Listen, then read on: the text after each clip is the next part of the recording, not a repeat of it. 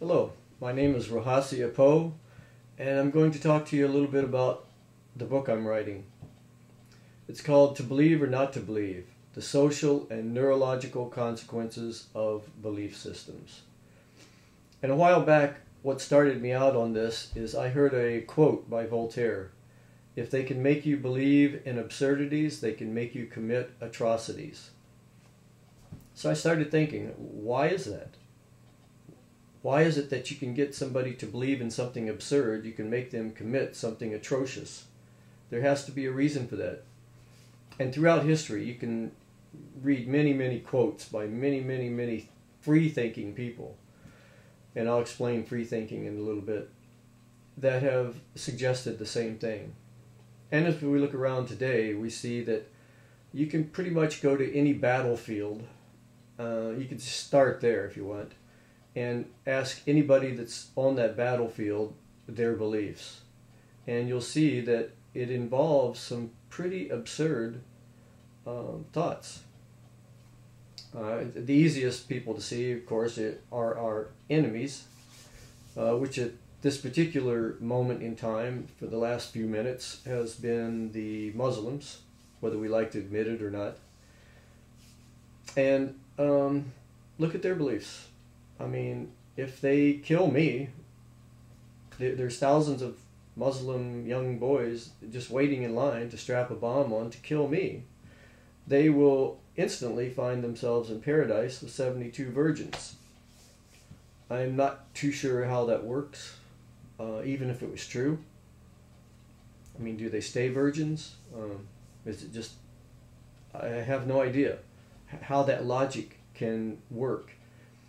Other than, I do know this: for somebody to believe that, you have to start at a very early age to get them to believe something that absurd.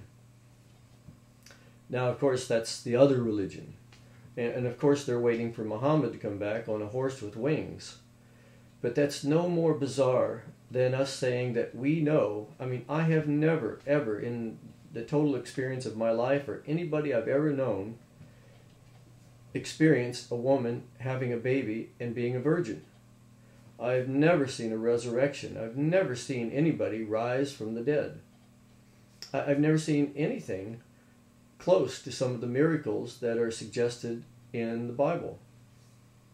And if you haven't seen Zeitgeist, you should go to zeitgeistmovie.com, and that would cover a lot of this. But let's look at our own religion for a second. If you haven't seen the documentary Jesus Camp, I suggest seeing it. If you think it's just them doing these things to their children, you should see what we're doing to our children. And that'll give you pause for thought right there. Like, personally, I think it's very wrong to give a child answers before they're even old enough to ask the questions. I think that's a process that we should have freedom to evolve into. I mean, we don't call our children little Republicans or little Democrats because we don't think that they're capable at that age of knowing the intricacies of the political life, balance of powers, and knowing everything there is to know about our government.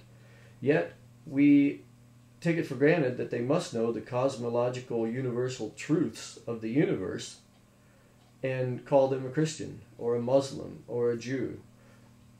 How can we do this? They have no idea. None at all. That's part of the indoctrination process, which is part of why my book is called The Social and the Neurological Consequences of Belief Systems. Because according to some of the tests, some of the research that's been out, Sam Harris is a good one, Andrew Newberg, Roland McCready of HeartMath. In my interview with Roland McCready, this came up, this subject, and it's not a matter of is there an effect. There definitely is an effect. Well, why do you think it is that almost every movie that's ever been portrayed, when they portray a Christian or a religious person, they look out of touch? It's because we know, and we can watch it in a movie, non-judgmentally, and we can laugh at it. But in real life, it's a lot more serious. A lot more serious. Especially when you consider that some of the religious people on this planet now have nuclear weapons.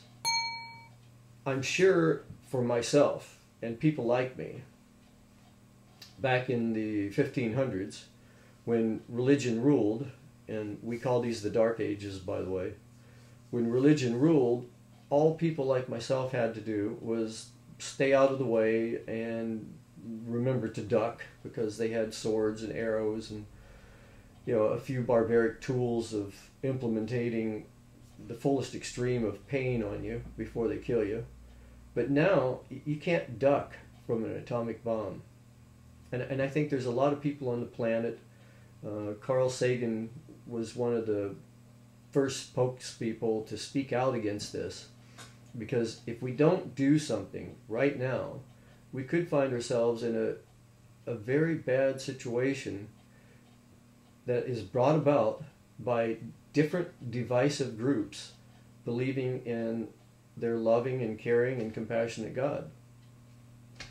Now, just to give you an example, I've talked to quite a few religious people, preachers and people that's totally into the religious thing, and they're totally peaceful people. And I ask them a question. If I could give you a magic rod, a wand, and with this wand you could go out and you could wave it all over the planet to whoever you wanted to wave it to, and it would either convert them to your religion or remove them from the planet, what would you do? And you know, not one of them said, well, I wouldn't do that.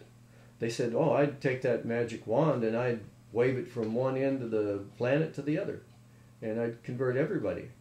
So it's not a matter of what religious people want to do.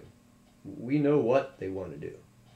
It's a matter of how much pain and suffering are they willing to put others through to do it, which it actually boils down to the pain and suffering that they're willing to see and observe. And I'll tell you, living in a technological age of push-button warfare divides people from that pain and suffering. We don't see a lot of the pain and suffering that's caused by what we're doing in Iraq right now. Just a small example of what's going on. I mean, I don't want to spend too much time with this because there's lots of documentaries out there, why we fight. But if you study warfare, in World War I, 10% of the people that were killed were civilians. World War II, 40%. Vietnam, 60 and 70%. Iraq, 90%. So we're not even killing the people we're supposed to be killing that's causing the problem. So we need to think about this. It's insane. And I think insanity pretty much hits it right on the head. Because mass insanity is easy to buy into. And I think we're all guilty of that to some extent. So I hope you read my book. It's To Believe or Not to Believe, The Social and Neurological Consequences of Belief Systems. I've interviewed people like Joe Dispenza. He was in What the Bleep. Lynn McTaggart, she wrote The Field, The Intention Experiment. Neil Donald Walsh wrote Conversations with God. I've interviewed Bruce Lipton, wrote The Biology of Belief. And there's quite a few more. So go to my website, and you can go to my website by going to lotusguide.com and clicking on my name. I'm one of the publishers there, and it'll take you to more information. Thank you very much for listening.